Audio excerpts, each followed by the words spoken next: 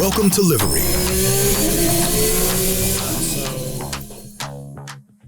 I do want to talk about your car. Yeah. And I have secretly seen it, Yeah. but Which car? Your race car? Race car. Okay. Yeah. Is it something that was born as a race car or something that Yeah. It has was born, been built? Yeah. It was born as a race car. Okay. Factory car. yeah, Okay. it's There's so much mystery right now. it's There's a big just- buildup. No, What it's is it? just really sad. It's really It was a sad. bummer. It was Yeah. very like fluke accident. Just a bummer. Yeah. Was it This is so vague. I need more background here. What happened? I'm waiting for Michael just to. Do you want lay me it out to there. you want me to dig into this? I can do I mean, it, I you watched can it do happen because I was Yeah. sitting Oh, up no. top watching. Oh, you were up there? Yeah. Yeah, so it was last NASA Mhm. event. Was it Mhm. Saturday's race or Sunday's race? Saturday's race. Yeah. Yeah, things got a little spicy into turn one. Actually, it happened before then. Yeah, it happened. I'm not good with all the corner names here. I'm more of a numbers guy. But the second to last corner, like by the clubhouse, I'm coming Wind around up, the corner. yeah. Yep. Mhm. Coming around the corner, and then I just hear a loud pop, and the car backfires like all the time and spits flames and stuff. So it's usual, but it was just louder than normal. So then, like, I'm looking at my gauges coming into the last corner. It's fine. And then I look at the rear view, and then there's just a consistent flame. And then as soon as I get back through the turn, looking at the gauges, then it's just going nuts, low fuel pressure. And then Yeah. that's when I was like passing a Boxster at the time or something, and then just sped past it. And then I got super lucky because at the end of turn one, there's just that like runoff area that's still asphalt, and fire just happened to be right there. It wasn't like I saw fire and was like, oh, just go Yeah. there. But Yeah. I went there, and Like they you were right went there. like past the cones there on the runoff of one. Yeah. So they got to it super quick. I was super lucky because also my fire suppression didn't go off. So I was going to ask you about that. Did it? yeah, So you pressed it, nothing happened? nothing happened. Oh, so you Like, tried to have it go off? Yeah, definitely. Yeah, like you can watch the onboard, and like I slow down, put it in neutral, and then I'm hitting it, and nothing's happening. And so then I start to get out of the car, like kind of look over because I didn't know if it was like just low fire or like big fire, and then got out and there's a flame like right next to my face. So then I go back in, duck back in, and just hit it, unarm it, rearm it. Just didn't go, and then Yeah. I just left. Yeah. Everyone watching was pretty worried because you Yeah. were in there for a minute and obviously like trying to get the fire suppression system to go off. But Yeah, it got real. I mean, it was a no shit fire, yeah, like Wow. smoke and the whole Yeah. thing, right? it was a bummer. Was Yeah. visibility, like, could you see in the cockpit at all? I could see in the cockpit. Yeah. I mean, smoke was like coming in, and no flames got into the cockpit at all. So, That's good. yeah. I That just is got out so once it got scary. like scary enough, Yeah. you know? Yeah. Yeah. Let's see. I've had a block window like on Okay. track and spew oil everywhere, but I've never had Yeah. a fire. Yeah. It was scary. I don't know. I mean, it's kind of one of those things you're just like, oh shit, this is actually happening to me. But you're just trying to do everything that you can in real time. You just don't know Yeah. how, like, to what extent, you know, the fire is going on. So, Did fire enter the passenger compartment or did No. it stay in the engine no. bay? So, like, again, what I'm super lucky for is it happened where it happened, and they were so close, because if Yeah. it would have happened on the back straight, the car would have burned out. Like, Yeah. Like Yeah. it would have taken forever to get to the car. So I got super lucky, and it happened. It was a fuel line burst, and so it was Okay. like kind of on the top of the motor, Yeah. and so the chassis is fine, which Yeah. is good. Motor, I don't know. We'll see. We just Yeah. haven't ripped into it. It's just not a Is huge the electrical priority right pretty now. much all toast? The engine harness and back. Yeah. Yeah. So I'll need a new engine harness. Everything up front still good. Uh-huh. I mean, the car were like all the electronics still work somehow. Yeah. Everything. It honestly looked better than I thought it was going to when I saw it. Yeah, it's not like truly I got super lucky on where it Mhm. happened. But Stupid question. Red flag procedure, stop on track or proceed with caution to pit lane? Red flag is pull off to like the next corner station. Got it. Yeah. Okay. Yeah. Because in karting, it's Yeah. dead So stop it was, as soon as you see it. it was full red flag for sure. I mean, it Yeah. took a Yeah, second. it ended but the race, I think. yeah. Race was over. Which I felt bad. Yeah. Everyone pulled off, waited until the black flag and then came Mhm. in. But Yeah. So your position in the race, Are you functionally a DNF if you cause the red flag? Yeah, for sure. I mean, I haven't looked at it like at all. I don't really care. Like, I was not super happy that day. I was doing like decent. I didn't qualify good. I'm not like I'm new to the car, so it's a Super Trofeo, by the way. I don't know if cool. you've said it. Yeah. But I was in an old G-body Porsche for the past 3 years, race car, like spec 911 build, really nice car. But then upgraded to the Super Trofeo. Which we have for warehouse as a part of our arrive and drive fleet / I race it because it's my car. So I'm just getting used to it, and it's pretty rough over the attitudes. So I kind of was getting better during the race, and that was my first day of the season in it at all. It was just a bummer. I just rebuilt the car last year. I was gonna say it was pretty fresh. Yeah, so it's fresh. Basically, everything was fresh on the car, and just. I mean, I was talking to the guys this week, and it's just kind of like a fluke accident. Just something that happens. Like, just little fuel line that you wouldn't really get to unless if like, that's what Lamborghini ships you the motor back when they do a rebuild, and you don't expect to have to touch that stuff really. Yeah. So tell us more about this car. Yeah. So this is a Gen 1 Huracan Super Trofeo. So the 620-2 before the Evo came out.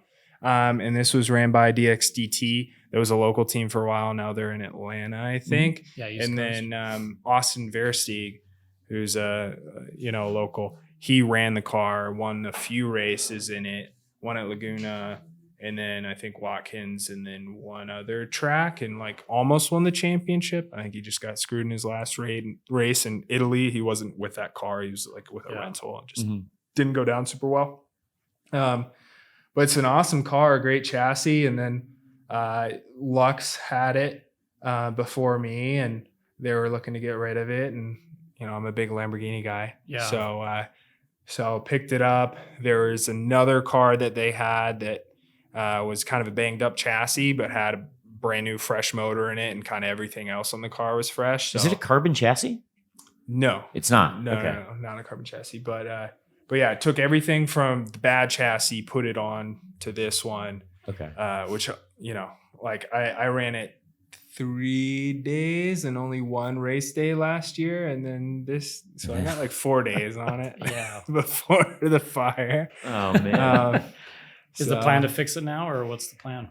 Yeah. It's just to fix it. I think for the arrive and drive program at warehouse, it's debatable if I want to do that anymore with this car. At least it's just it's a hot car.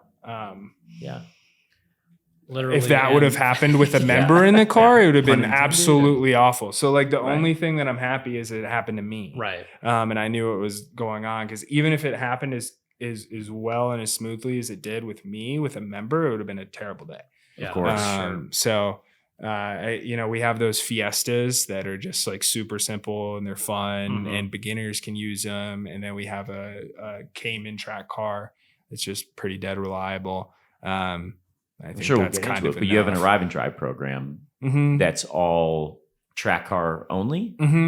Do you so you have to be race licensed, obviously, to rent them, or can you take an RS out on a track day?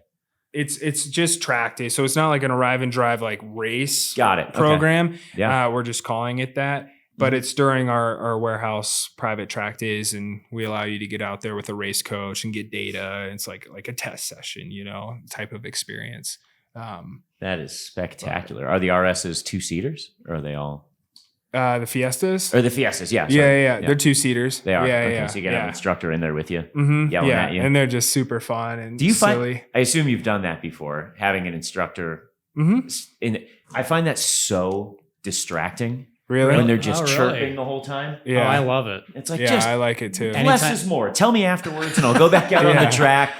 Anytime I can have an instructor, I think it's well worth it. Yeah. I mean, as long as you're like mic'd up, like if you can't hear, if you're just screaming and you're hearing like bits and pieces, it doesn't work. I've only done like the exotic car driving experiences, and man, it's just, they're just chirping the whole time. And a lot of it isn't necessarily feedback about your driving.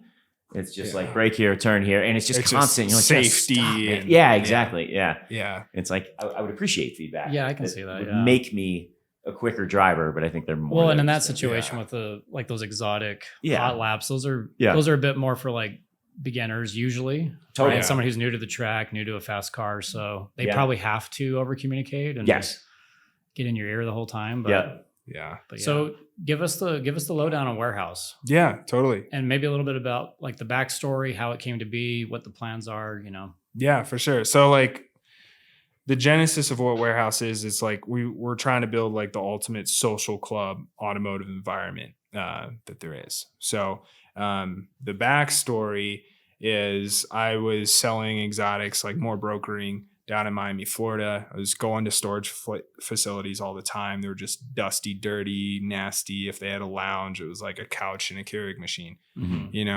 So and down there, there's P1s and Enzos and like all sorts of just crazy $1 million stuff everywhere.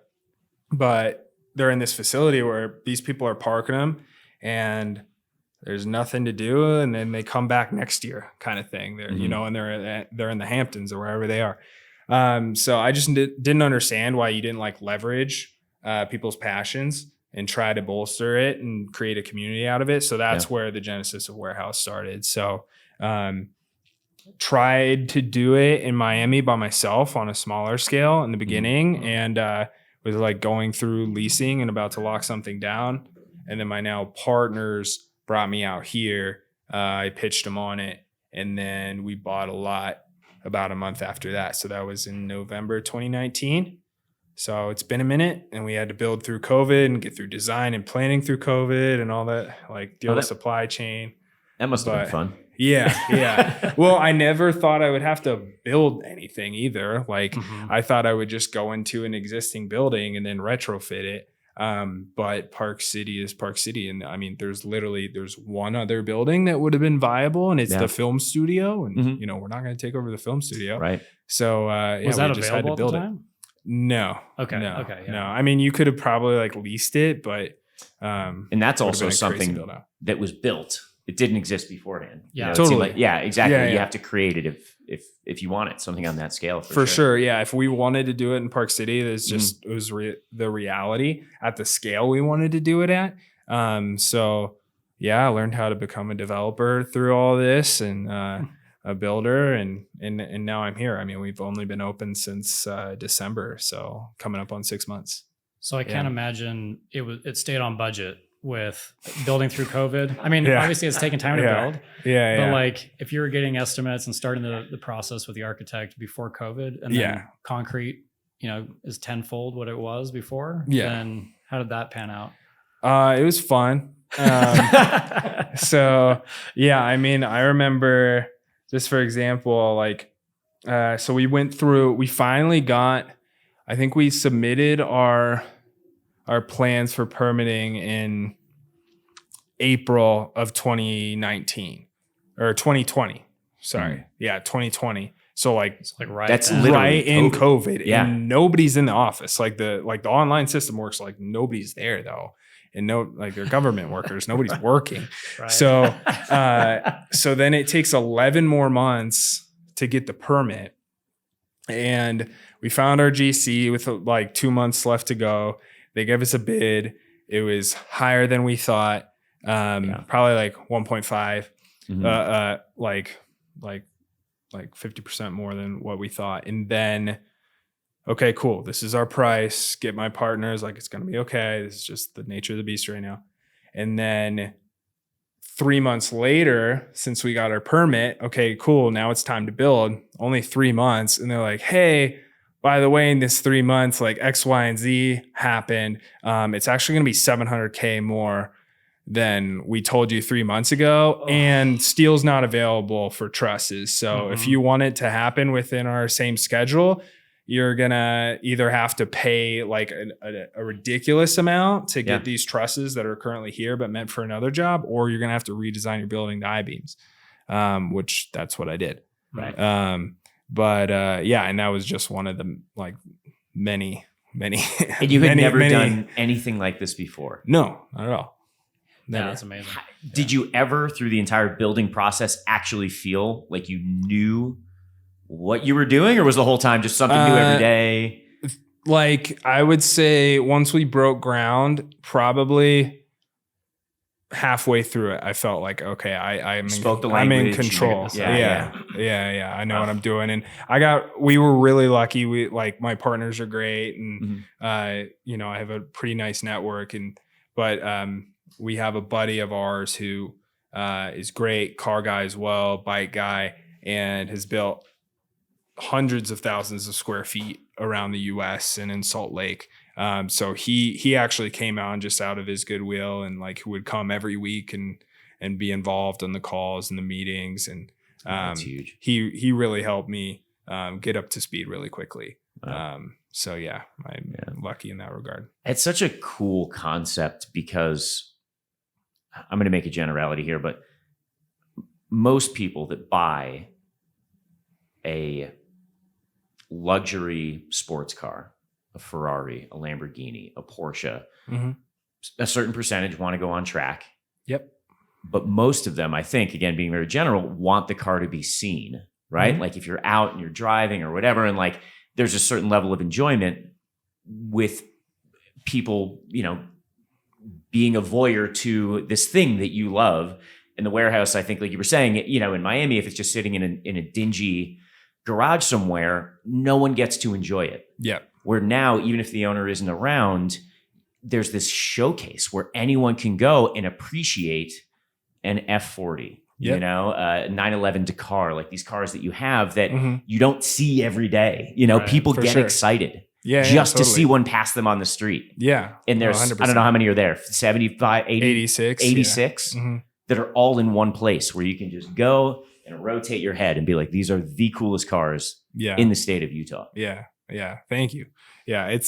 It's really fun. And like, to your point too, especially when somebody's getting into it and buying their first exotic, there's so many ways to go wrong. Like, from the initial purchase to who you work with. Like, the exotic car business is very, very shady. Yeah. A lot of the racing business is shady. The secondary market, or both? Really? Primary. I mean, there's shady dealers out there. There's definitely shady secondary market dealers. But then also, like, okay, cool. Like, regardless of how you got your car, if you made a good purchase or not, then what do you do with it? Like, most people, if they're not entrenched in that community already, they're like, okay, I'm going to take my wife to like the steakhouse and park my Ferrari out front. Yes. And then they do that a couple times, and then it's just in their garage, and they're like, okay, like, what do I do? Like, do I try to find a Cars and Coffee, maybe, if they even know really about that? Right. So it's like, we just take all of that out. We take the guessing game out, and if you become a member, it's like, we're going to help pull you through whatever like your ideal experience looks like. So if you want to show your car, okay, this is how you're going to do it. Like, what are your goals? Do you want to like eventually do Pebble Beach? Or are you more just like local, cool? You want to be the rad car, Cars and Coffee? Like, we're going to help you out that way. If you want to go race, okay, cool. We're going to introduce you to track day. We're going to get you put in front of the coaches. If you want to go race, these are the people to do it with. Etc. Canyon drives, however you want to enjoy your experience. If you want to collect it from an investment perspective, we have a dealership on site. So it's like, again, this pull through experience, and then we're going to bolster you with this awesome community that's going to lift you up, and it's just going to make the experience all more enjoyable. Totally. And you think there's a lot of people that get to a point where they can afford a car like that and want to afford a car like that, but they're not a car person. Totally. So having a baked in community that you can just say, hey, here we go. And then there are other people to help you along is so beneficial, not just in car stuff, but in any sport, any business endeavor, anything, right? Like, if you can hang out with people that have been there, that are welcoming, that, can sort of show you along, that's invaluable. Yeah. It's just instant access. You're instantly in it. In this place, so car storage, you have a dealership, you have an arrive and drive program. What's available if someone doesn't have a car? Yeah, totally. So the space is split between two different levels. So the showroom floor has 86 cars in it. And it has ground floor spaces and a mix of lifts too, and they're 4-car high. So they're really, really tall. Amongst that, we have cars that members are storing, cars that we're selling, and then cars that are in our driving fleet that aren't track cars, but are road cars. So we have a GT3 RS in there. We have old school G-body air-cooled 911s. We got a 360 manual coming that I'm really excited about. So we got some rad cars. But then upstairs, we got the full social club level. So in the social club, it's 8,400 square feet. And we have a variety of different rooms and amenities up there. But the idea is it's a place to come in, hang out, and enjoy with others. So we have a full restaurant up there. We just actually released our new menu today, which Italian is pretty cuisine. Sweet. It has Italian cuisine. It has Japanese like hand rolls. It has American fare. It's kind of like our favorites of everything. Kitchen names named after cars. Not really. Super Trofeo. I didn't want to be super cheesy. so I mean, they definitely presented some stuff to me. Like, here's your Ferrari Frappuccino. Yeah. So it's definitely high end. We're foodies as well. And like one of the things we like to say is at Warehouse is like, we're enthusiasts of many. Like it's not just cars. It's like watches, art, travel, mountain biking, skiing. Like we really wanted to wrap around like our lifestyle into the club versus just being just car people and oil signs everywhere. You know, we wanted to kind of be like the modern and enthusiast based club. So that kind of goes into like our food and bev program. I mean, every month we have a special like celebrity chef come in and we do some rad dinners. Very cool. But yeah, we got 2 bars up there.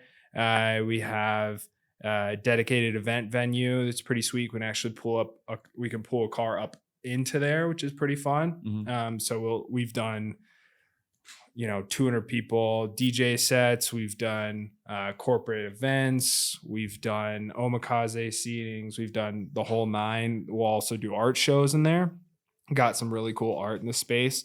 And then got a simulator room. So we got a Topgolf golf sim that's ran through Full Swing. So has all the PGA courses, but then you can play Topgolf. The kids can do like zombie dodgeball and just have all sorts of fun. And then 4 racing sims. So we'll do sim tournaments together, get everybody on board. We're doing a member guest sim tournament in the 1st of June, which should be pretty rad. We're doing vintage racing at Spa, which I'm pretty stoked about. I think it will be fun. Yeah. And then like boardrooms, you can host meetings. We had a couple of meetings in there today.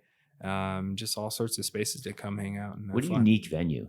Yeah, it's definitely unique for sure. Yeah, like if you're having a board meeting, something that's like higher level, C-suite meeting in Park City, anyone that's been inside a hotel boardroom or conference room, they're typically not the most engaging, activating, inspiring places to have a meeting. But, I know if it was me and I was in a meeting, I would not be paying attention to what was being said at all. Yeah. Like, oh my God. My God.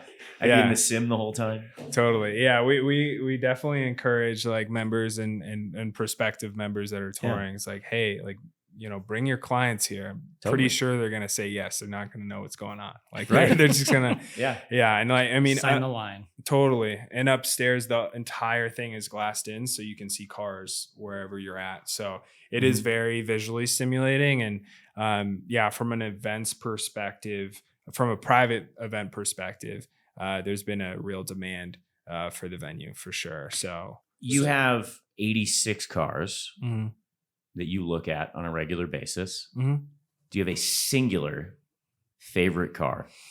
It rotates a lot. Isn't that like choosing your favorite child? And every parent has a favorite child as well. They say they don't, but they do. Can I name? Jake, what's your favorite car? Can I name my top 5?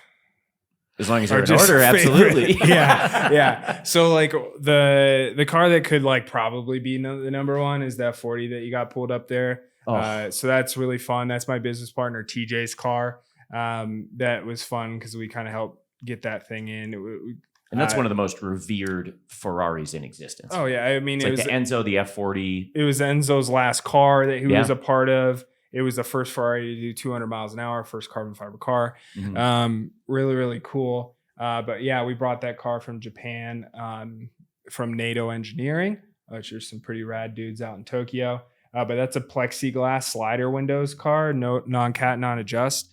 So that was kind of like the track special.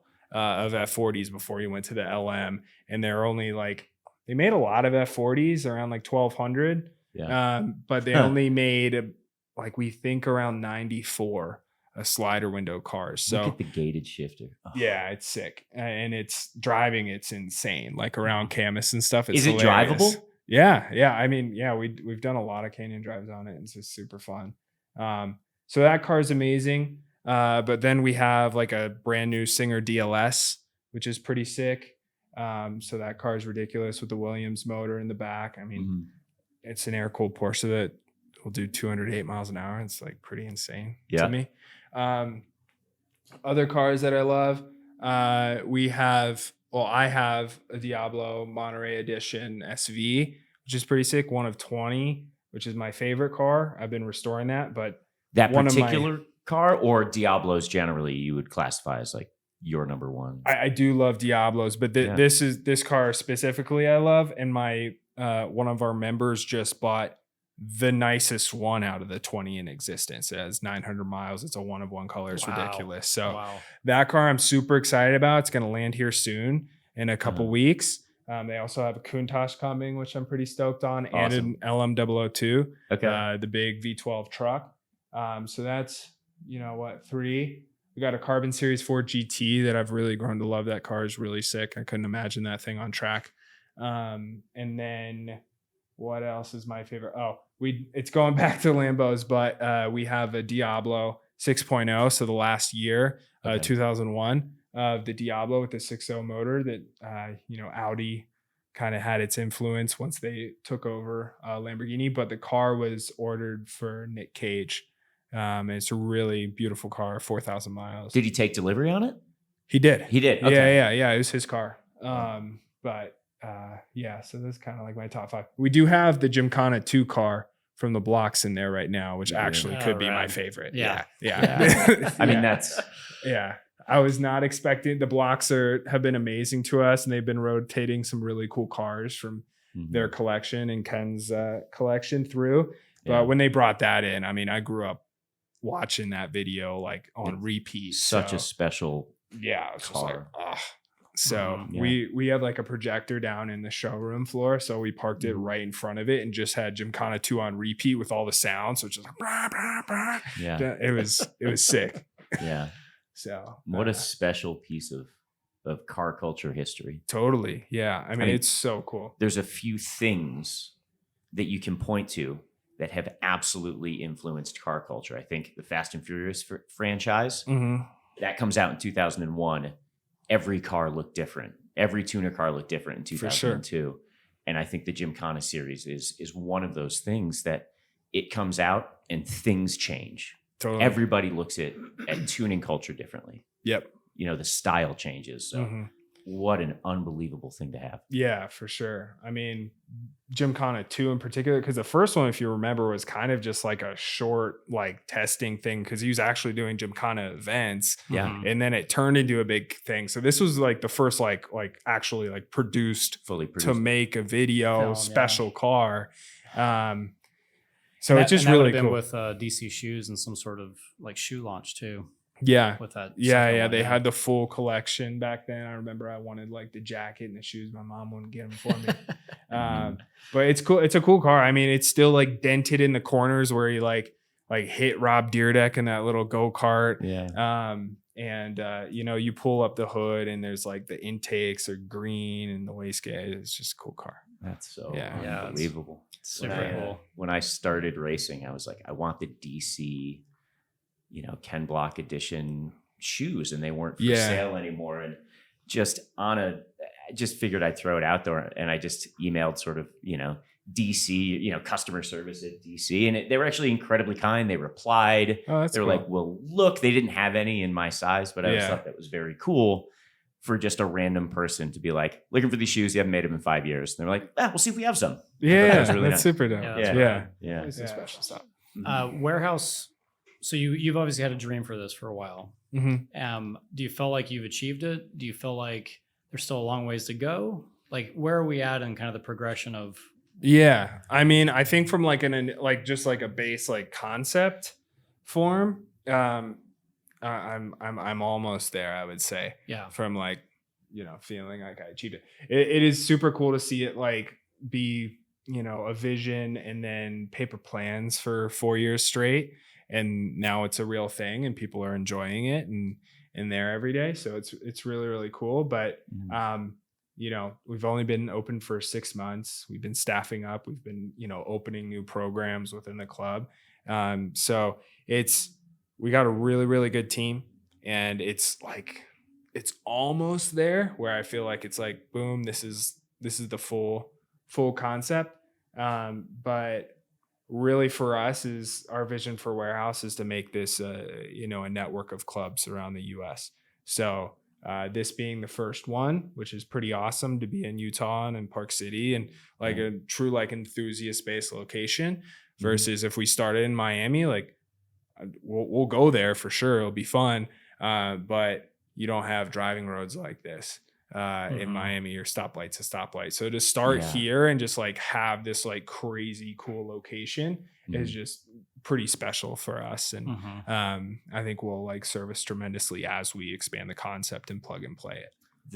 The canyon roads are so abundant around here. They're everywhere. And they're not even celebrated. It's not like this is an amazing drive. There are, but there are just so many options. I mean, it's unbelievable here. Like the volume of just good driving roads. For sure. It's crazy. Do you have a favorite? Wolf Creek. Okay, sure. I was going to say, don't tell me because then other people are going to go drive it, but there it is. It's out there. Okay. Yeah, it's okay. I'll say it. It's deserving. I mean, you hear like all the LA guys talk about Angeles Crest, and I love Angeles Crest. It's super fun. But like we have roads that rival Angeles Crest, like you said, all 100%. Over the place. You ever watch Post Malone's Saint-Tropez music video? I would say every shot of a car is Big Cottonwood Canyon. Oh, really? Yep. Oh, that's cool. You look and you're like, yep, that's very recognizable. Yeah. Oh, that's awesome. So art, luxury, like you were saying before, it's the whole vertical of a luxury experience that starts with cars, but there's everything else that, goes along with that. Do you view cars as art? 100%. Yeah, for sure. Kinetic art, I would say. I mean, depends on the car, obviously. I mean, I think you could view it, all of it as art. There's, some are more desirable than others, but that's just like art that hangs on a wall and is in a gallery, It's hard not to look at any car that would be in the warehouse. Totally. And not appreciate it as an art piece. For sure. Obviously it's something that is performance oriented, but the aesthetic beauty, I feel like is pretty universal. And I think it like tells a story about the nature and like the time period when the car was produced. I mean, you got the Diablo right there. It's an early VT. The great Marcello Gandini, they designed the Miura, and the Countach designed the Diablo, and the Renault Turbo 5, and like all these super cool cars. Like rest in peace, he just passed, but like that's the Dumb and Dumber car for me. Like that's what like got me into Lamborghinis. So the Dumb and Dumber. A bunch of that was filmed in Salt Lake as well, or in Utah. Yeah, it was. Yeah. But it's just a lot of people truly use them as art. I mean, they don't get driven a lot, which is kind of sad because they drive amazing and they were the best. A lot of people say, oh, well, even if it's an E-Gear Murcielago or something, it shifts so slow or yada, yada, yada. It's like, okay, well, think about it from the perspective of you're in 2005 right now and you're driving this thing. Yeah, I think people forget that old cars are shitty. Yeah. Like they just are. Cars are getting better every single year. Like there's never going to be an argument that like, oh, the F40 is better than a 458 because comparatively, no, the 458 would walk an F40 right now. In every way. Yeah. But the F40 is so visceral and you get in that thing and it's like nothing else. And you feel like you're in like 1988 and it's just like fire breathing crazy Ferrari. Yeah. It's a completely different, it's a more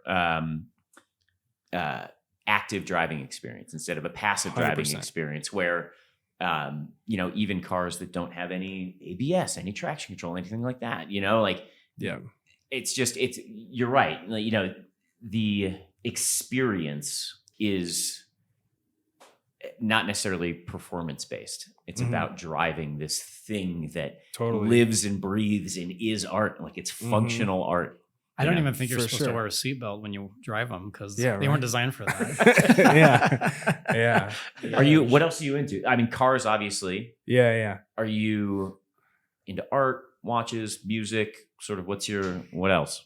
Yeah. I mean, cars is definitely like the main focus. I love watches, clothes. So I came from the clothing industry before I got into cars, in the car industry, actually. Yeah. I read that.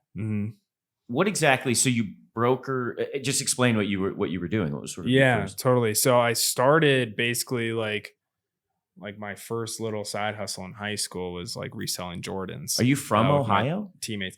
Originally, yes. Okay. My family's from there. I grew up mostly in Charlotte, but then went back to school in Ohio. Got it. Okay. Yeah. So went to Miami of Ohio my first year and then transferred to Ohio State.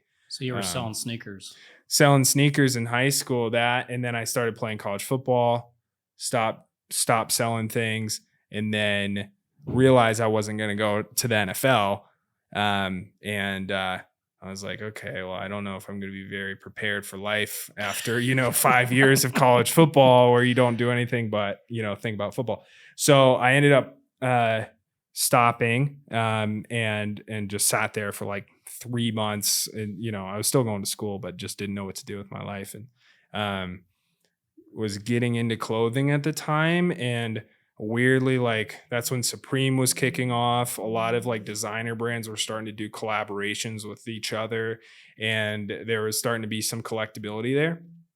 So I like just kind of dipped my toes into it, and then eventually grew that into kind of a larger business where I was like setting up proxies essentially. So some drop would happen in Tokyo or London, and I would send people to that location. They would buy a bunch, ship it to me. I'd sell it in the US for, a nice margin. So built that up through the end of college, actually carried into after I graduated. I moved to Miami, and that's what I was doing first before I was into cars in Miami. This started as while you were in college.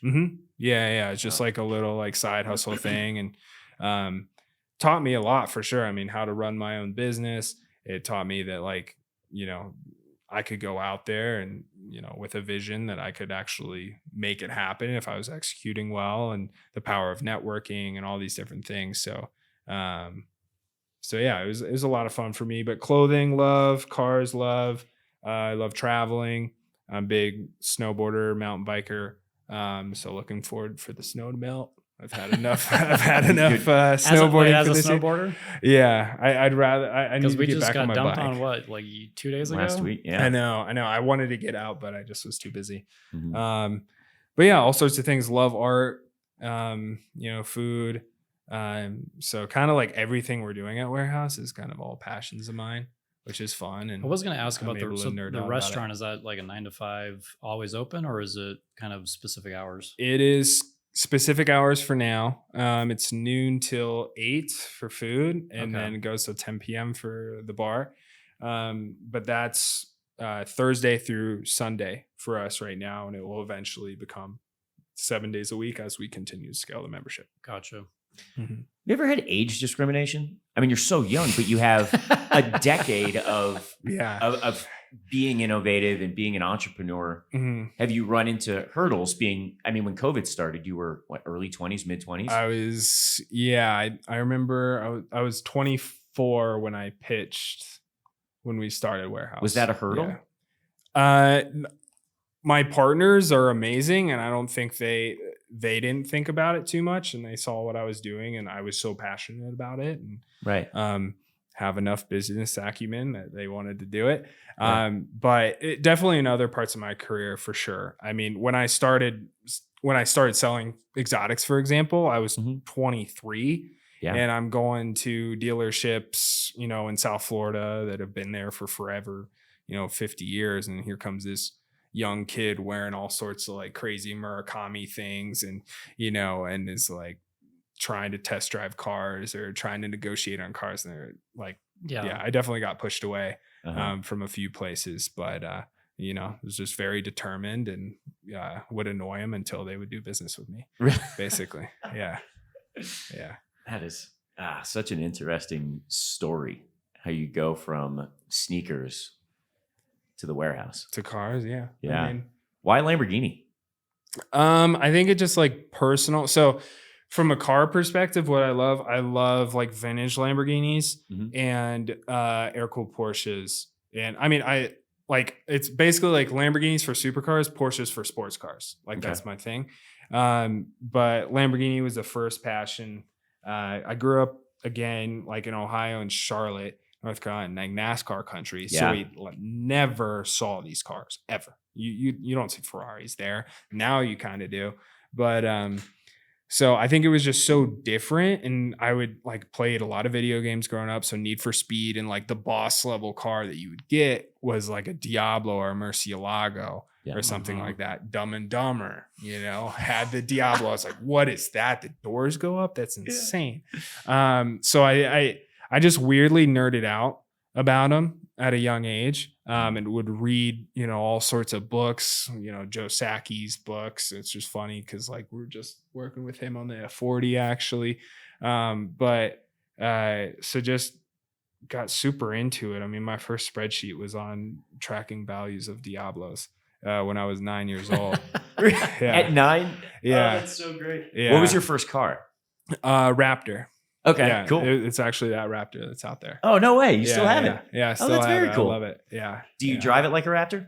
Yeah. Awesome. Yeah. I love that thing. It has all sorts of suspension on it and it's 140,000 miles. Yeah. I love that you've stayed true to like your roots. Yeah. Right? You're not just that's kind of not to say like a beef, but I'm not really a big fan of guys who just like come into money and then they buy a car because that's what guys with money do. Mm-hmm. So it's awesome that you're still into Lamborghinis because there's so many guys that are into Lamborghinis that are not that. Yeah. You know? Yeah. And I mean, Lamborghini definitely gets a bad rap, or like the Lamborghini community, which I mean, for the most part, yeah. I mean, a lot of people come into money and they just want a Lamborghini and they buy it for the wrong reasons and whatever. They might have a certain type of personality trait. But I just really I love the history of the brand. I kind of love how, Ferruccio got pushed over by Enzo. I was like, you know, screw you. I'm going to do my own thing. And then just built these badass world beating fastest cars in the world for the road. I think that's really cool. They have great motors and, I love that about it. And Porsche came later because my dad bought a G-body Porsche. He never had one when I was probably 20 or 21 in college. And I was like, oh, it's cool. I didn't really get it though. And because I kind of like Lamborghinis and like muscle cars. And then I started driving and I was like, okay, this is like way better than I thought. I started liking it, but I was still in Miami. And the air conditioning didn't work very well. And, it was hot. Old cars, yeah. But then we got out here with it and I'm 23 or 24. And once I took it around corners, I was like, holy crap. Like this is amazing. And then since then have been in all the modern Porsches and just their attention to detail and like engineering excellence. Like then I just went down a wormhole and, like all these Porsche books and everything. Do you think you're the exception to supercar owners when you're talking about the people that come into money and just buy it because they like it? Yeah. Versus people that really understand the brand and understand the weight and the importance of what they're buying. I feel like, I mean, you obviously are around, this car community on a daily basis. What percentage are like you versus people that are just like, it's beautiful, I can afford it, and I want it. Yeah. So I'm going to get it. Yeah, totally. I mean, I think we're like, if you're talking about like Ferrari and Lamborghini owners, because that's what I think of like a traditional like supercar buyer. I think, we are probably the minority. Yeah, for sure. I think since COVID, a lot of people are now into it, but because of the flippability of it, like everybody thinks that they can make money on them now, which that's starting to end for sure. But yeah, for like, I just truly have a huge passion for it. I mean, For I sure. bought my first It's your Lamborghini entire- instead of a house, you know? Yeah. Like, Did you really? yeah, totally. I still don't have a house, but I have a Lamborghini. Is you this know? the off-road Lamborghini Your that I priorities saw? are straight. Yeah.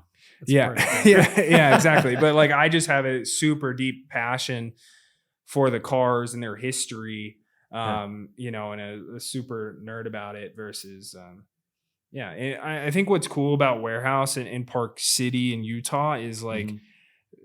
there's inherently a lot of enthusiasts here because of the landscape, because of the skiing, because of like the lifestyle here. Totally. So, and we do quite a bit of vetting Mhm. with the membership just to make sure it's not like, oh, this guy has a Bugatti, so this guy gets it versus, you know, this guy has whatever.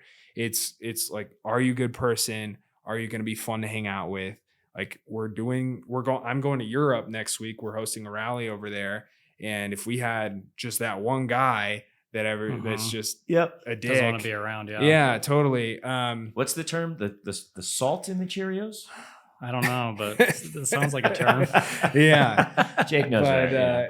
but we're extremely unfortunate. Like, we have some super passionate collectors within the membership, which is amazing. And I think it's fun to also like show them different aspects of different cars, and they can get into these different realms. Like, we've already had members that might come in as a Porsche guy, or might come in as a Ferrari or Lamborghini person or a McLaren person, and now they can't, you know, stop sending me videos on the new Porsches or old air cooleds or vice versa with any of the brands. So yeah. But what a good access point where, you know, like we were talking about earlier, that the people that aren't into car culture but want the Ferrari, it's their entry point. Yeah. Right. Yeah. It's a good place to hang around with people and learn by speaking to people like you and other people in the club. And then, you know, next thing you know, when you're at a meetup or someone asks you in a parking lot about your Ferrari, now you know you know about it. Totally. Yeah. Yeah. Yeah. I mean, that's what's cool is like, we actually have a ton of members that aren't even really car enthusiasts, but they believe in the community so much and they think it's so cool that they're there and they're really engaged with the community. And some are starting to buy their first like collector cars because they're taking their advice, or they met somebody else and they're like, you know what you should try, like if you're going to go, and they're doing it the right way, you know, versus just, I got money, so I'm going to go down to Ferrari Salt Lake and let the salesman tell me what I want. I love them at Ferrari Salt Lake, so that's nothing against them. No, but they're good guys. Yeah, but don't just make an impulsive decision and be like, whatever. Spend time in the community, learn what's available and what you like. Totally. Right? Because you don't know if you're just, you know, if you don't know the brands, if you don't know what's available. Yeah. You walk into a dealership. It goes back to that thing of you come into some money, and what do guys with money do? They go out and they buy a Porsche or a Lamborghini or Ferrari or, you know, whatever, McLaren.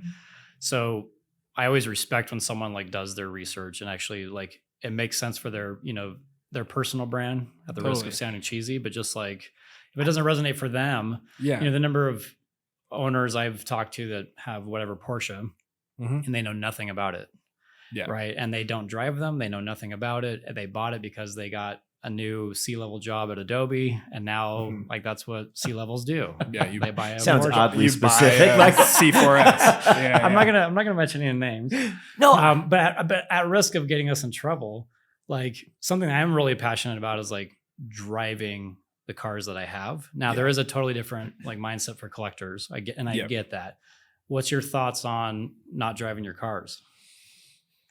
I personally like couldn't do it. Because again, like all these cars have their own flavors and their distinct uses. Like the Diablo is going to be insane in a straight line. I mean, that car is a 90s car that did 208 miles an hour. That's pretty insane. Versus if I'm hitting a really tight twisty road like Cascade Springs, I want to get in an air cooled 911. So I personally want to drive their cars because I think it's so special of what they could do in their time period. But I understand why. Yeah. I think it depends on the car. So like, I'm much more understanding if you buy a 300 mile F40, or you buy something that's just the spec is one of one spec. Like like you buy a true blue chip investment grade car, and you're treating it like an alternative asset. And you're saying, okay, instead of putting my money in the market, I want to get this car. I truly believe in it. Cool. I think that's great. And like, we can help you acquire that car and then maintain it, so the seals aren't drying out all the time. Like we can do the best that we can with the car. Do you maintain the fleet as well? We coordinate it, so we kind of act like a white glove, like concierge type service. But if someone has a car at the warehouse, they can not worry about it totally at all. We'll take care of it for you. Cool. Yeah, servicing everything. So I understand it for that regard. What I don't like is somebody, like you're saying, that has a 997 C4S with 2,000 miles and is like, oh, I don't want the values to go down. And I was like, dude, then why do you have the car? Sell it. Like, I think I'm more inclusive than both of you guys. I don't care. Honestly, if these people that just, I made money, now I want a Ferrari. Yeah. That's awesome. Yeah. You have a Ferrari. Maybe in 3 months they're like, I didn't realize there was this other car over here that probably suits me better. Yeah. But yeah, it's people that are making a decision to be a part of that community, even if it's in just a very superficial way. But James, if you get that Ferrari, right, and you can afford to have it, is it heresy if you don't drive it? Does it have to sit in your garage and go straight to Cars and Coffee and back? I don't think there's a wrong answer. If you want to be that person that, preserves it. And I mean, I think there are car people and there are driver people. Yeah. Right? Like you have, you spend time out on track and you're a car enthusiast. You're definitely obviously the complete package when it comes to, automotive enthusiasm. I don't have a problem if someone's like, cool, I'm going to buy the cheapest Jaguar and just baby it the entire time. I grew up with a kid whose dad had a Saab 900, I think, like a very pedestrian car. Yeah. And he treated it like it was an F40. Yeah. It lived on a carpet. It never saw rain. I don't have a problem with it. Like, cool, whatever. Yeah. You're passionate about cars or, even just making that step to write the check. Yeah. Sure. Awesome.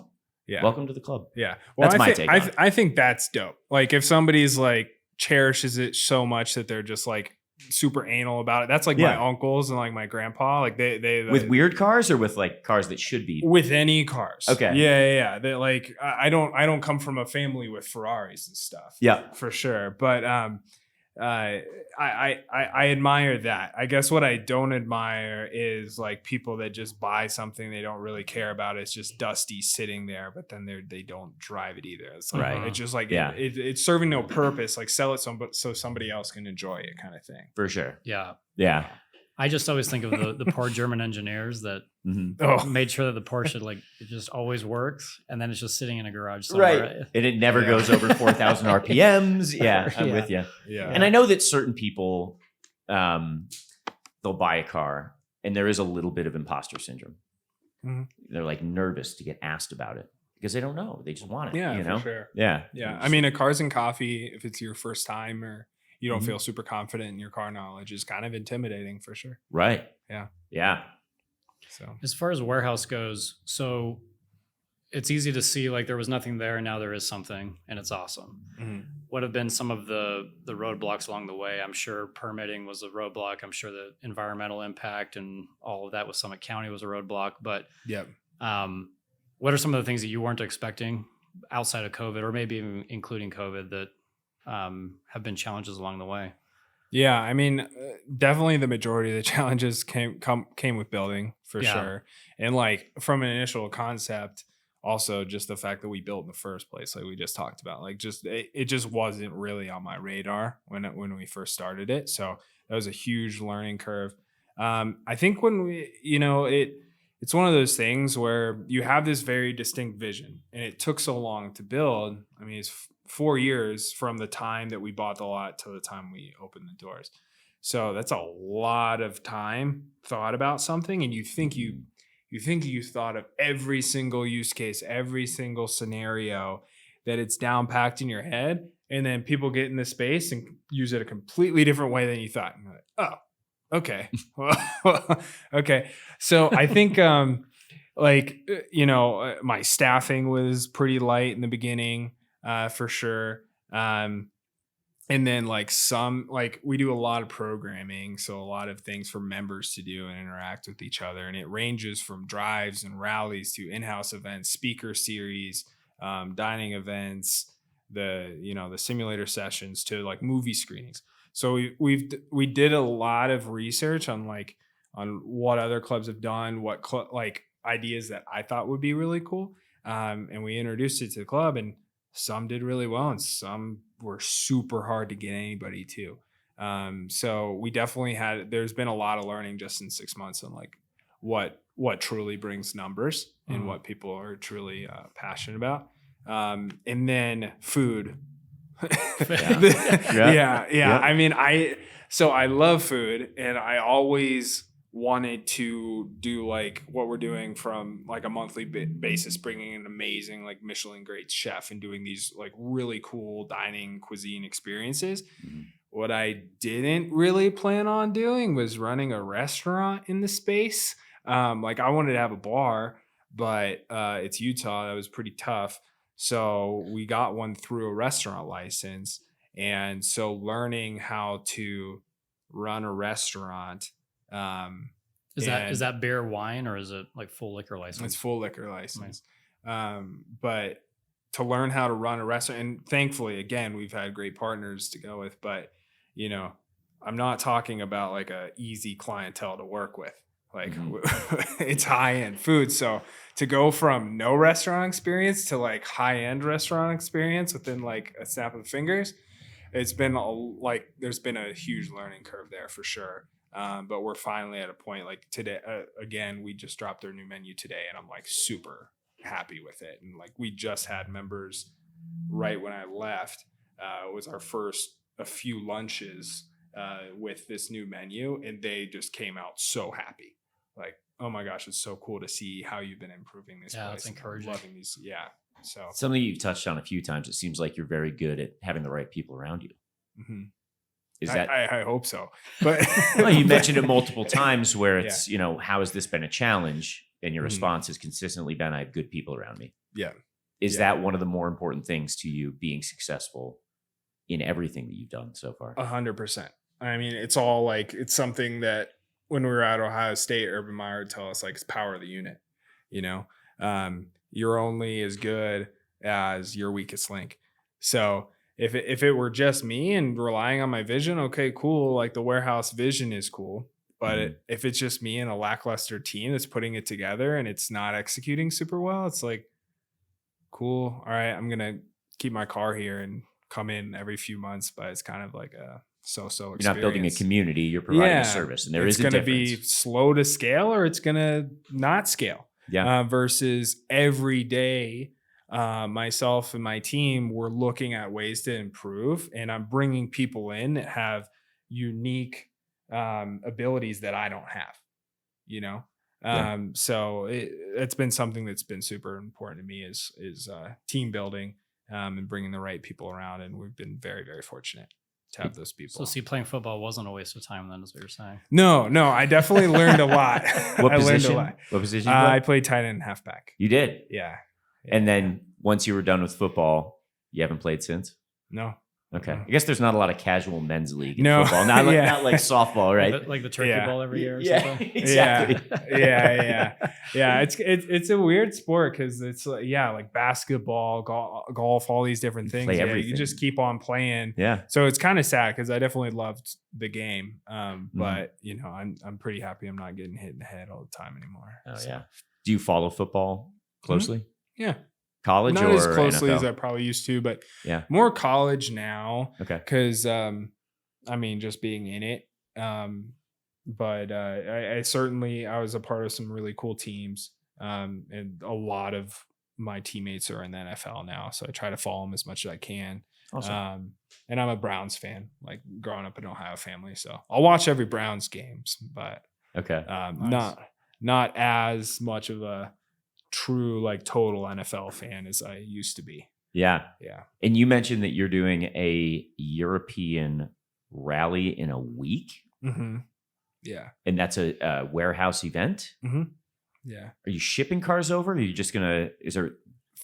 Thankfully, we're not. Okay. So we offered to, and nobody took us up on it. Okay. So like, sweet. Yep. But we partner with a really cool rental company out there that has like everything, like any car that you could want, they got it. Yeah. And then they actually deliver it to where you're starting from, and they're gonna pick it up from our end destination.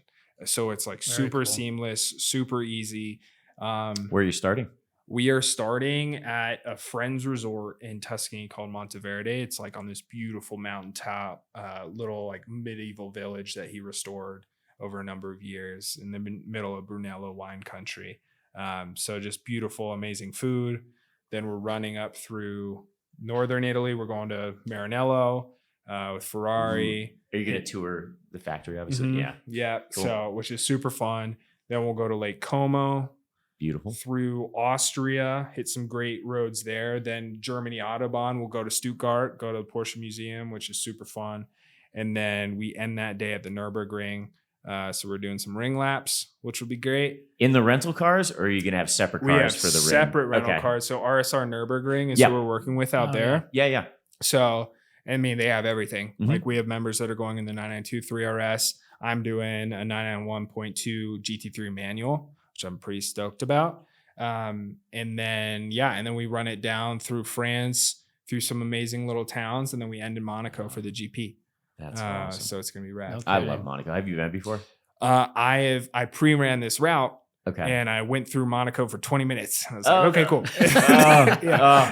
So I'm excited to actually like step out of my car there. Yeah. It's crazy during the Grand Prix how there's such a major influx. Are you going to be there the week before or just kind of right for the Grand Prix? We'll be ending there for the GP. Yeah. Okay. Mm-hmm. Got it. Yeah. So, I mean, we'll arrive on Friday. Oh, and wow. So we'll have quali and the race. Awesome. Yeah. Yeah. It's such a cool experience. Are you providing tickets to the rally members? If they wanted to. Okay. So some people are taking off and then some people are hanging for the race. Are you staying in Monte Carlo? Yes. Awesome. Yeah. So we're staying there. And then, and then like I'm staying in the normal seats. We got people in Paddock Club. We usually do Paddock Club in Miami for our members. And then we actually have one member that's chartering his yacht out there and it's going to have a trackside. So trying to become really good friends. Wait, he's getting a slip in the harbor? Yeah. Okay, so I know how much those rent for a day. Yeah. It's significant. I It's substantial. couldn't even imagine. It's enough where the people of Monaco will pull their yachts out just for the week. Just to make some money. Yeah. Yeah, to make pay some good for money, I'm sure. The rest of the year. Yeah. Pay for it's the such a boat. cool. Yeah. Not far off. Yeah. Yeah. That is so cool. Yeah. Have you ever done anything on the scope before? Well, you pre-ran it. You said you already did this, right? Yeah, so I pre-ran it. This is definitely like our Halo event. Like this is when I first started Warehouse. So we have this signature event series that we do. Yeah. So every quarter we do a really awesome event outside of Utah. And this was when we started that concept. I was like, this is it. Like this is the Halo. I want to do this trip. Mm-hmm. So this will be the first time that I'm going overseas and doing an event with members. And then it's first time doing it on this scale, but we've done the Continental Divide on adventure bikes, which we did last year. The first half, we're doing the second half this year. That was super fun. We've done F1 Miami. We've flown everybody out on a jet, done Paddock Club, amazing restaurants. We've done that twice, done race school, Laguna Seca. We've done Aspen, snow track experience twice now. Are you a Formula One fan? Mm-hmm. Cool. Yeah. Who's your team? I go back and forth. I was just in Miami this past week, and I have a buddy that shoots content for Danny Ricciardo. And so he got me into the garages with the Visa Cast app, like Alpha Tauri Red Bull team.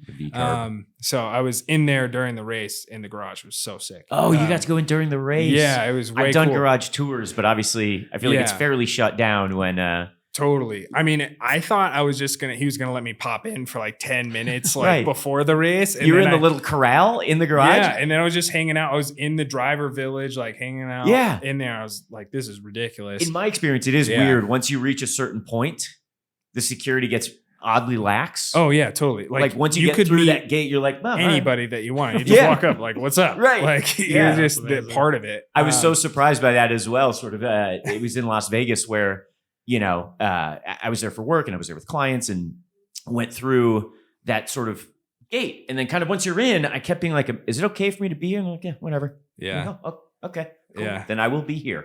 It's such a cool vibe. Yeah. So I don't know, like for the time being, like Visa Cash App Red Bull might be my favorite team. But but definitely like I love Lewis and like Mercedes. For sure.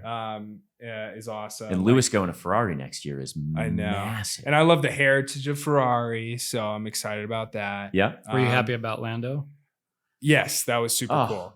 He's such a likable. I don't know anyone that's like, damn it, Lando won. Yeah, and he won. Like he won his race. Like he kept his lead. Like it was really cool. So that was a lot of fun. But yeah, I think I'm more just I like to follow like the drivers that I like. Like I love Fernando at Aston. Like I'm the same way. Even awesome in sports. Like I used to watch a decent amount of baseball, and people would be like, "Who's your favorite team?" It's hard to answer. Yeah, I love players. Yeah, especially when it's not like you have F1, Salt Lake team. Like right. Like you just got to pick one. Basically, Yeah, I always think it's interesting to find that journey of why people like certain sports teams. Or certain drivers, like there's usually some sort of personal connection. Yeah. Like you're, a fan of VCARB because you have a personal connection to that team. Because they let him in. A cool experience. Exactly. Exactly. Yeah. You said Lewis, is that because of the fashion side? I maybe.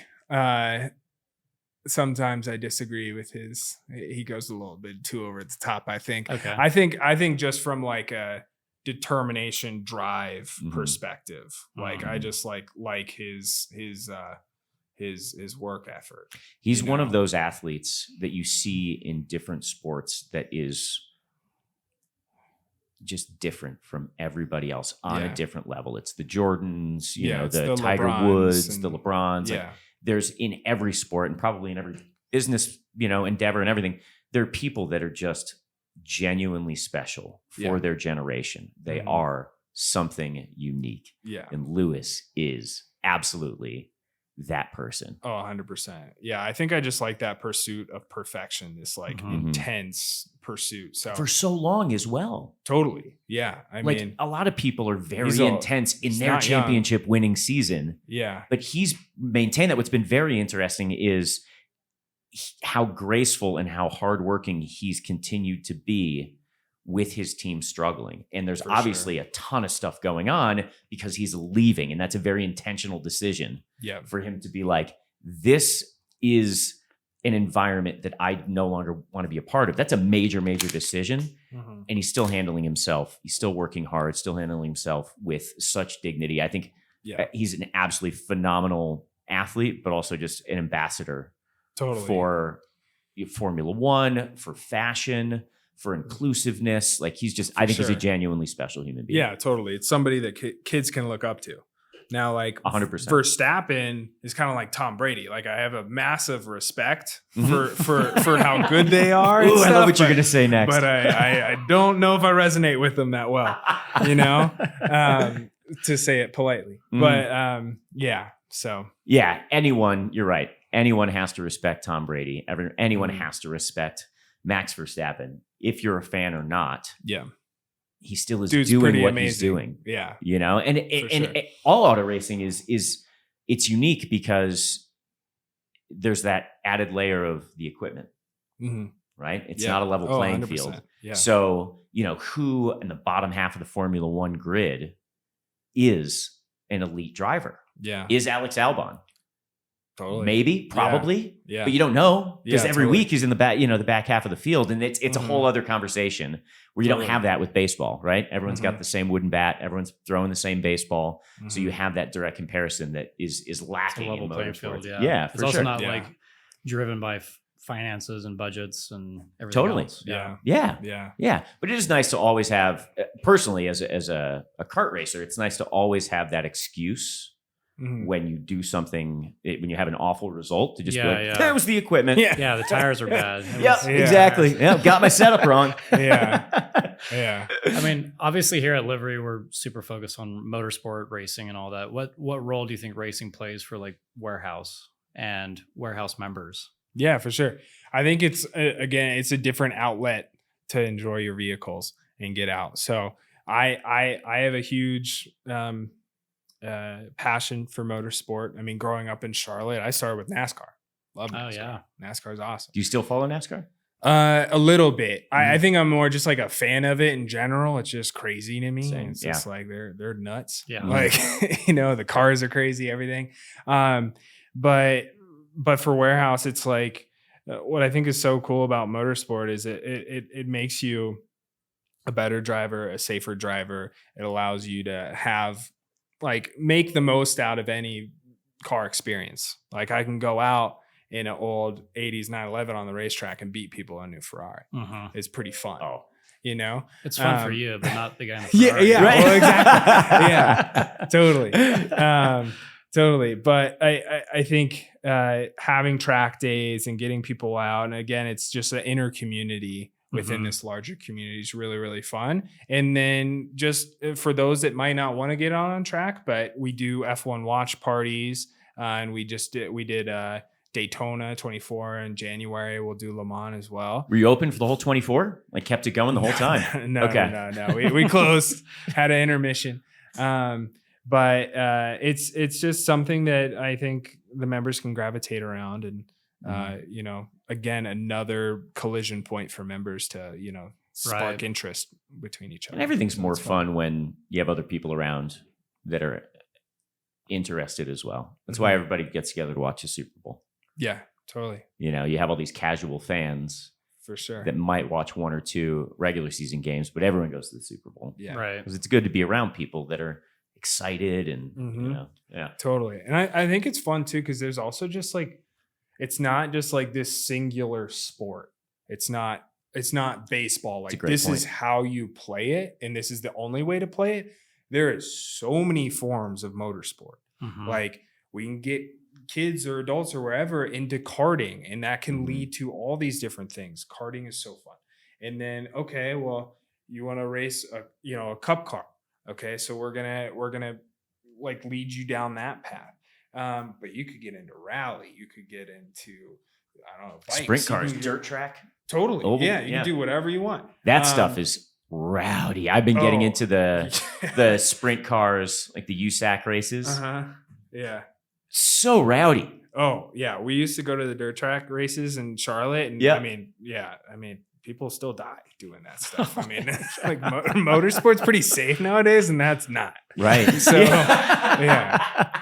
Well, the cars still look like they're from the 50s. For sure. Okay. I feel like they are from the 50s. Yeah. Oh, man. Yeah. Super rowdy. I always feel like if someone's not been on track before, just go do like after your first session, after your third session, after your fourth, like one day on track, and you're 2-3 times better driver than you were when you showed up, right? Totally. Absolutely. Yeah. And just from like a driver development, being, better, safer, faster, I feel like it's so critical. A lot of people, it's odd that, everyone has a driver's license and everyone feels like they're a fast driver. And then you put them on track and they quickly realize that's not the case. That's such a weird thing. You see it in motorsports and you see it in combat sports. I don't know why people think that they can have zero training and beat someone up. And I don't understand why people think they can have zero training and go fast on a racetrack. Yeah. Like most people know they can't hit 100-mile-an-hour fastball. Yeah. But for some reason they're like, I got it. Like cars and punching people. Those are the two things that's always weird. Yeah. Well, it's not natural. It's not an athletic thing where it's like, okay, you run with great form or something. You have these great genetics. It's like, you got to understand this machine. That's right. There's a whole physics lessons. Yeah. A whole like classroom physics lesson.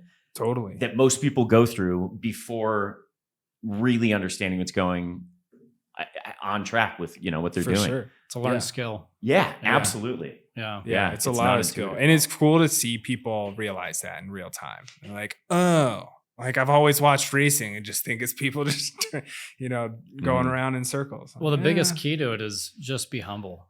Yeah. It's going to be an ego check for everyone, right? So if you come in thinking you're hot shit, you're probably not going to show up because you don't want to be told you're not. But it's like if you can just be humble and accept that like you have lots to learn, those are the guys who get really fast, really quickly. Totally. And it's the ones that think they know that don't really make the same progress. Yeah. It's so weird because, again, the stopwatch doesn't lie. You can't fake being fast. Yeah. You can, at a Cars and Coffee, but if you're out there with a stopwatch on you, it is what it is. Yeah. You're fast or you're not. Yeah. Totally. Unless you're in a class by yourself and there's nobody else in the and right, high horsepower. Of course. And of course, the setup wasn't right on the car and the tires were old. But there's nothing more demoralizing when you get passed by a Miata and you're driving a Porsche Turbo S. I would be honored to be driving a Porsche Turbo S and be passed by such a beautiful, iconic car as a Mazda MX-5. I love Miatas, by the way. They're awesome. They're super fun. Yeah. And just like, as far as the entry point, like the classic entry point to car enthusiasm. Totally. I think. Yeah. Amazing cars. It's a joke at this point. But it is a joke. Yeah. Kind of a joke. But kind of serious. Well, how do people learn more about Warehouse? Yeah, totally. So you can check us out on Instagram. It's Warehouse Motor Club. We got a lot of content on there. We'll continue to upload new things. YouTube is going to be starting out for us soon. So it's going to give you a deeper dive in like the culture of Warehouse and what we're actually doing. So I'm excited about that. It'll be Warehouse TV at YouTube. And then if you just want to know more about the club or might be interested in joining, it's warehousemotorclub.com and you can kind of see everything that we got to offer. Do you have to join or can I just go up and go to the restaurant and hang out? You do have to join. Okay. So it is private, but we're going to do quarterly community open events. Okay. Yeah, open houses. So we got Park City Cars and Coffee. We're going to work with them in July and we're going to open it up then. So that should be a lot of fun. But yeah, we want to, we're a private club, but we want to make sure that everybody knows that we're part of the community. We're real enthusiasts and we truly care. And we're not just closed off and, looking at our cars that we don't drive because that's not the case. Yeah. I don't think they allow Miata lovers though into the membership. Yeah. Do you have any Miatas in the warehouse? We do have Miatas, just not on site. They're just not. They're not there. But we do have members that race Miatas or have them. They keep those in storage. Do you know those people that sneak their own faces onto the walls of restaurants? Oh yes. I feel like a Miata would look, if done well enough, it can look like a first generation Dodge Viper GTS. You probably sneak one in there if no one was looking. Yeah, the NBs. I've thought about this a lot. We'll talk about it. There you go. Yeah. BMW art cars. Okay. Do you love them? Yeah, they're spectacular. I like yeah, I love them. Yeah. Well, check that. Are you talking about like the M1? Yeah, the old. Yeah. There was a whole series that. Yeah, there was the M1 that was Car's the rad. Andy Warhol, I think. Yeah, the Warhol. Yeah. Yeah. We have an illustration of it in there. Yeah. Oh, is there? Yeah. Oh, okay. Yeah, that car is super sick. We actually have another Super Trofeo chassis that we're going to hang on that back wall back there in that one picture. And then with our art shows, the idea is we're going to wrap it white every time and let the artists go nuts on it. So love art cars. Yeah, that'd be awesome. Yeah. Wait a minute. You're going to wrap it in white. Mm-hmm. The artist is going to paint it. Blank canvas, yeah. And then you're just going to remove the wrap and throw it in the trash for the next one? Yeah. Just rotate it out for every art show. I love it. Yeah. I love it. I think that art generally, one of the things about art that I find interesting is the level of permanence. Sometimes the art is the lack of permanence. Yeah. The fact that it's there and gone. Yeah. Well, I think it's fun and what we want to do too. Wait, what is that? That's nice. That's pretty sick. So this is an artist that we've worked with quite a bit here at Livery and Raya, and Steven Selzler. Awesome guy, super humble. And yeah, this is one of the like live art things that he did. Oh, that's super fun. Yeah, he's super talented. Yeah. That illustration that we have with the two cup cars in there, he did. And okay. Yeah. And he's also all of the NASA National Championship artwork this year he's doing. So no way. Super talented guy. And it's proving your point too that cars are art. Yeah.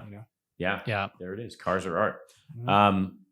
With the exception maybe of something I want to ask you about. Okay.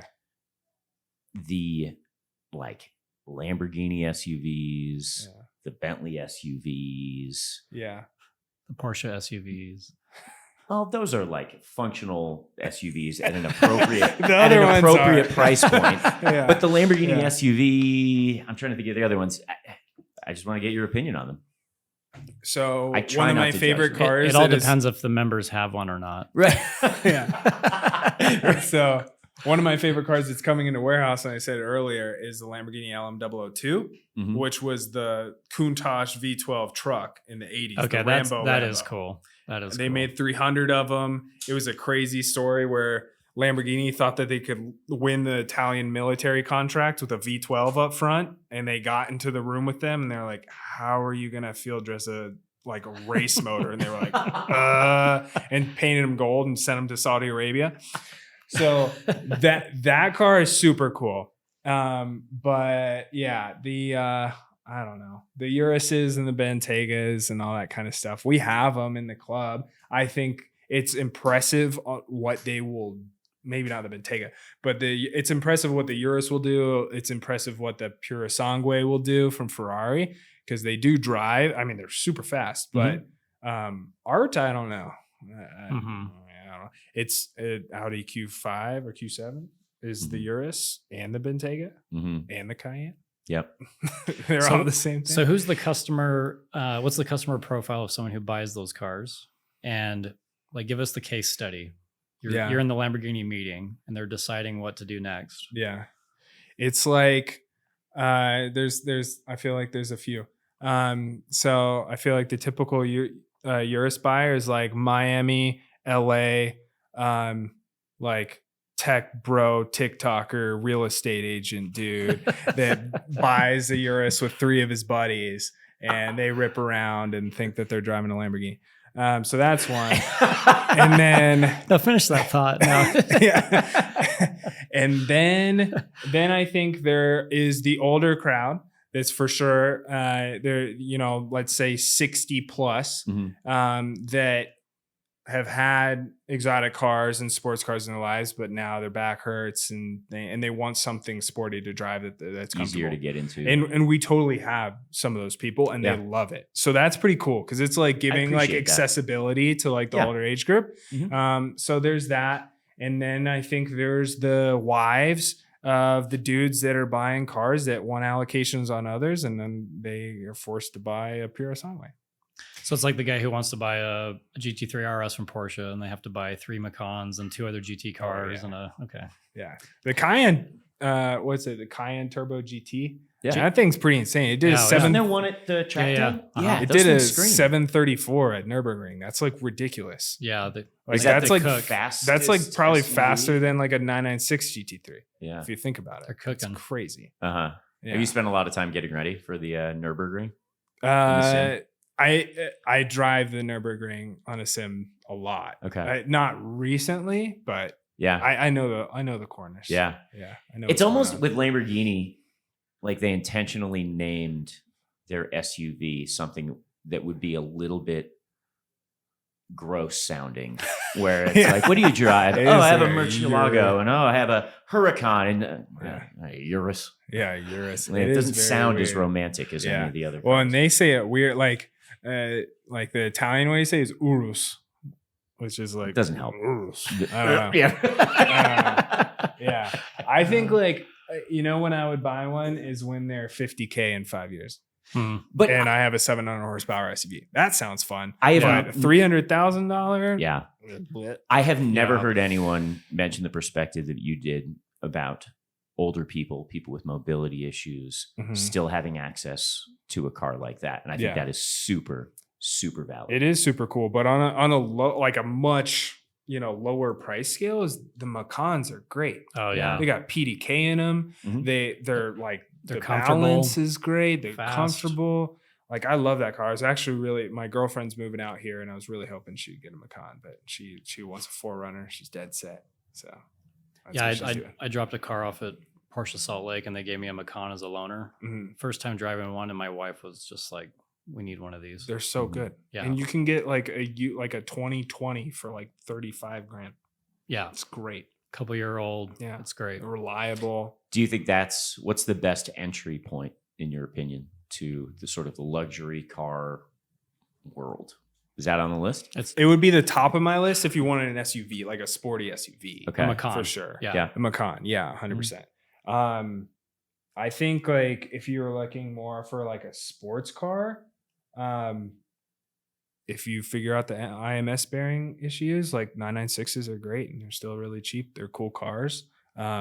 People get weird about the headlights, but I like them a lot. Even the 997s are getting, I think they're way overpriced right now. Yeah. I mean, they're getting into that like vintage collector range. Yeah. Wait, is 997 the like 01 to? It's like 5 to 12? Yeah. Okay. Yeah. Got it. We had a 997 Turbo S 0.2 that was sick. I love that car. I mean, legitimately fast. Uh-huh. But I mean, that's what I love about. I mean, I just have an S, 991S. I think it is a 2012 or 13, and it's super fun to drive, but I'm not precious about it. Yeah. If the bumper is sandblasted, I don't care. Yeah, totally. Yeah. Yeah. And that's like an attainable car that like people can like save up and grab. Yeah. Yeah. So 911s are great, but the Boxsters and the Caymans are awesome. Love those things. But even on a lesser scale, like you can get into Focus RS and have a lot of fun. Mm-hmm. Oh man. Yeah. Had some fun canyon rips in an RS. Yeah. Yeah. It's especially fun when you're with a group of GT3s and they can't drop you and you're in an RS. Yeah. Yeah, for sure. Yeah. I was going to ask what the dumbest thing you've ever done in a Lamborghini is. Oh. Other than set one on fire. Yeah. Yeah. That wasn't his fault. Right. Yeah. I felt the dumbest during that for sure. That's a good question. The dumbest thing, it wasn't my fault again, but it's another Lamborghini breakdown story. But my Murcielago, my LP640 that I had, it was having transmission issues. It has that e-gear system. And my e-gear pump went out in the middle of the causeway into Miami Beach. So I caused 2 hours of traffic, and it was in the middle of summer in Miami. It was like 100 degrees, super humid. And I had to, the doors up, and they were doing construction. So there was at least cones in the middle, but I had to push it by myself. And this car is heavy, like they're big cars. And police are rolling past me, but nobody cares. You don't get a lot of empathy. Yeah. No, so I'm just sweating my butt off. And I didn't want to stay out of the car because people were taking videos of it. So I'm in the car sweating even more. So that was pretty dumb. 2 hours of traffic for everybody. Yeah. I mean, again, it wasn't my fault. I didn't want to. But I don't know. I keep it pretty... We drive hard, but I don't do anything super stupid. I did take the Storado that we got, the off-road Lamborghini, and as soon as I had PPF on it, I went straight to Swing Arm City and ripped around the banks. I saw that video. That thing is so fun. And that's stock, right? Yeah, it's completely stock. Yeah. Did that come out before the 911 Dakar? Yes, it did, by like a month. Okay. Yeah. Around the same time. Yeah. What a crazy concept. Yeah. So that might be like the dumbest thing I've ever done. Cause it was scary. I was like, this could either be awesome or it could go so bad. Yeah. But it went great and the car like handled it. I mean, in that video, it's not like we were just going 30 miles an hour and we're trying to make it look dusty. Like I was going 90 miles an hour. In the dirt, and it's just soaking up. How was the ride at 90 in the dirt? It was great. It was the faster you go, the smoother it gets. Right, for sure. What's the feedback compared to the Dakar? So I've never driven the Dakar in dirt. And I've actually driven the Storado a lot in dirt. You have a Dakar, right? At the warehouse. Yeah, I don't personally, but we have 3 Dakars in warehouse now. My business partner just got one. On the road is what I could talk about. The Dakar is more comfortable. Like I would 100% put the comfort seats in it and wouldn't do the buckets because I would daily it. Like it's such a cool dailyable car in my opinion. Much more travel. Like the Lamborghini doesn't have a lot of travel, but the dampening's super good. So it soaks things up, but like you get some bounce in the Porsche, which could be fun. You can also raise it. So you could properly get over a curb. Bigger sidewalls as well on the tires of the Dakar, right? Yeah. Yeah. Bigger sidewalls. You can get over a curb, which is pretty cool. You could not do that in a Storado. So I like that. Yeah, I think it's just generally more usable, more fun. I haven't done it in the dirt. The Lamborghini is like crazy. It's just fun. I mean, you have 200 and something more horsepower. It's fast. You have it sounds nuts. It looks nuts. It doesn't make sense. As someone on the outside watching the video, you're like, silly that they made it. And that's kind of why I love it. Yeah. And that's why I feel like Lamborghini should be. They're insane. Can you feel that power difference? Oh, yeah. With the weight of the car? Yeah, for sure. For sure. And I think the Storado has less versus the Dakar in terms of like weight adds. You know, the creature comforts. Yeah. So I don't know what the weight is, but I'm sure the Storado is lighter. But it legitimately feels fast. The Porsche feels quick. You know? But they're both crazy. Like I would love a Dakar at some point if they go down to like daily in Park City. It would be amazing. Yeah. I just wouldn't do it in the Storado. You know the skier Yoon Olsen, the old school guy. He had a Lamborghini. Yeah, didn't he have a Murcielago or something? He put a roof rack on it in Norway. Yeah. Yeah, that was rad. I kind of want to do like a one car that I think is really undervalued is the FF, the Ferrari. Okay. It's the like shooting brake with the 4 seats, but it's 4-wheel drive. They're kind of the ugly duckling. Like they're definitely like weird looking. Yeah. But you get the same V12 that was in the F12 and, you know, now the 812 and the new 12 cylinder thing that they just released. They look far too similar to the BMW M3 Coupe. Yeah. The clown shoe. The clown shoe. Yeah. Yeah. It's totally like clown shoe vibes, but you get this motor that's in it, like the A12, like $300,000, $400,000 car. Yeah. Those cars were the most expensive cars in the Ferrari range at the time. So most MSRPs were around in the 400s. You can get them for $100,000. Wow. And they're 208 mile an hour cars. They have 4-wheel drive and they're super comfortable. Are there, can you get an older Ferrari serviced anywhere other than a Ferrari dealership, or do you still kind of for the life of the car have to bring it back to? It depends on where you are. Yeah. I think it's Paul with the Europlanet in Salt Lake. He came from Ferrari. He just started his own shop called the Europlanet. He's really good. But unless if your car is under warranty, I probably shouldn't be saying this, but I take my cars to Independence, you know? Really? Yeah, you're just not paying the dealership tax, and your labor rate's going to be lower. And for the most part, anyone that says that they wrench on Ferraris and has any decent reputation knows their stuff. Yeah, if you do your research and you ask around and you make sure that that they truly, legitimately know, and most of them are factory trained for dealerships. But that's what I've done with all my exotics outside of, the Storado's the only new one that we've ever got. Yeah. So that's great consumer advice. Yeah. Buy a Ferrari FF. Find a good Ferrari dealer locally. Put a roof rack on the top. Yeah. Yeah. It's a great deal. Yeah. They're super cool. They have a transmission. So they have a gearbox up front with the front differential. It's like a 2-speed gearbox. It's really trick and weird. And those have a tendency to go bad, but there's a company in the UK that I learned that like beefs them up with like different metal on the gears and stuff. It just makes it dead on reliable. So I would do that, because if that blows, I think it's really expensive. But yeah, they're cool cars. Looks like it has ceramic brakes. Yeah, ceramic brakes. I mean, you can tune that motor with just a quick tune to 800 horsepower. V12 sounds like a Formula 1 car. It's insane. Man. Yeah. The acoustics on a Ferrari and a Lamborghini are just so beautiful at full song. They're just it's music. Yeah, appreciate your time, dude. Yeah, 100%. This has been awesome. Thank you. Genuinely, thank you very much for coming down and talking to us.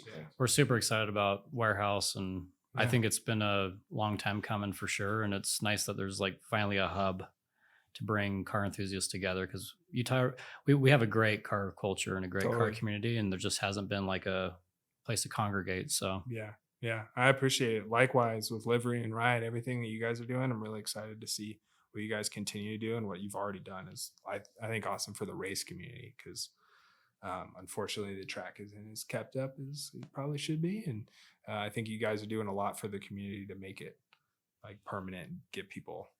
We're trying. Yeah. Yeah. We've had a lot of conversations about, we've got this amazing facility here in Utah that it took someone like a Miller to build it, right? Totally. Someone who didn't care if it made money back, didn't care what it cost to build it. They just wanted it because it was their toy, their playground. So it's honestly a huge blessing that we have it. And I wish it still amazes me how many people don't know it exists in Utah County, Salt Lake County, Summit County. I mean, even here in Grantsville, Tooele, like people still don't know it exists, and we need people to use it, because if we don't use it, we'll lose it. And the next closest track is High Plains, Colorado. Yeah. So that would suck. That would suck. Yeah. Nothing against High Plains, but then it turns into a traveling track day every single time. Yeah. Well, it sounds like the track, they're in a good position. They have the right mindset to run it as a business. They're proactive. They're open-minded. I think they're doing the right things. They're moving in the right direction. It's good to hear. Without question. Yeah.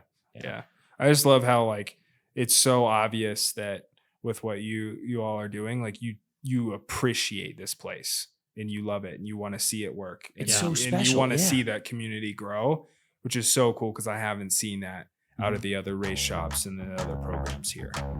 So I'm really excited for you guys. Yeah, thanks, it's gonna man. be awesome. Likewise. Yeah. All right, thanks, man. man. Right on. Thank you, Jake.